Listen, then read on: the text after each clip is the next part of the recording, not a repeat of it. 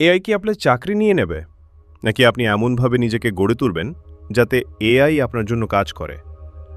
আজ আমরা আলোচনা করব হযরত দাউদ আলাইহিসসালামের 4টি শক্তিশালী শিক্ষা, যা শুধু আধ্যাত্মিক নয়, অর্থনৈতিকভাবেও আপনাকে শক্তিশালী করবে। এই 4টি নীতি অনুসরণ করলে আপনি শুধু চাকরি বাঁচাবেন না, বরং এআই যুগে ধনী হওয়ার পথও তৈরি করবেন। চলুন সরাসরি পয়েন্টে যাই। পয়েন্ট 1, হাতে কলমে দক্ষতা শিখুন।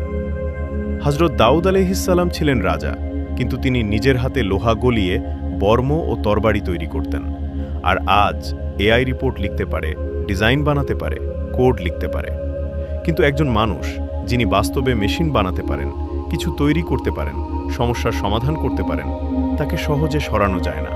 তাই শুধু ডিগ্রি নয়, একটি বাস্তব দক্ষতা শিখুন।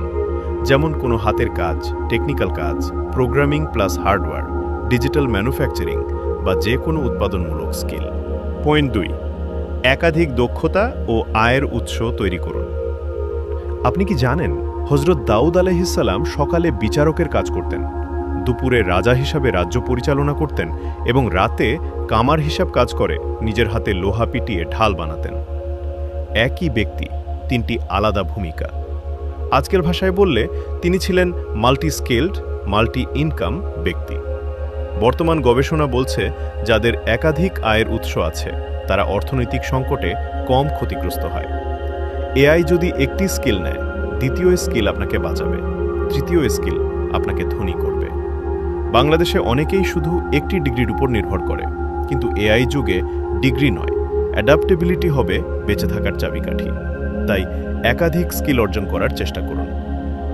পয়েন্ট 3, হালাল কাজকে ছোট ভাববেন না। আজ আমাদের সমাজে মানসিকতা কি?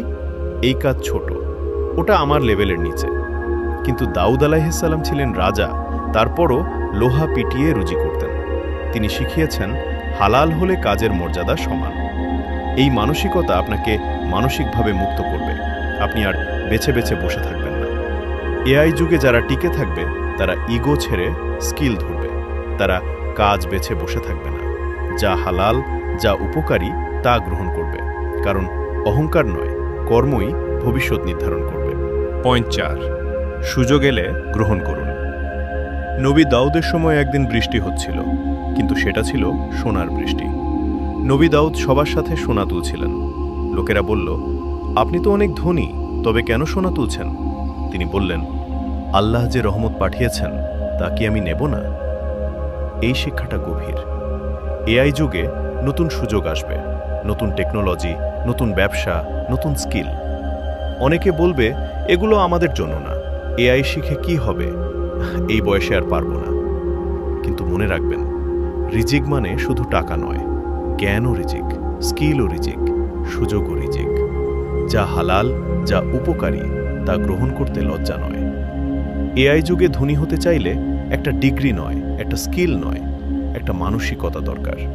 হাতে কাজ শিখুন, একাধিক দক্ষতা গড়ুন, হালাল শ্রমকে সম্মান করুন, আর আল্লাহর পাঠানো প্রতিটি সুযোগ গ্রহণ করুন। তাহলেই আপনি হবেন না এআই এর শিকার, আপনি হবেন নতুন যুগের নির্মাতা। হযরত দাউদ আলাইহিসসালামের এই 4টি শিক্ষা আপনাকে শুধু নিরাপদই করবে না, বরং সমৃদ্ধ করবে। আপনি কি প্রস্তুত নিজেকে বদলাতে? যদি এই ভিডিও আপনার চিন্তাধারা বদলে দেয়, তাহলে শেয়ার করুন, কমেন্টে লিখুন, আমি স্কিল শিখব। পরবর্তী ভিডিওতে আমরা বলবো, এআই যুগে কোনো 5টি স্কিল সবচেয়ে লাভজনক।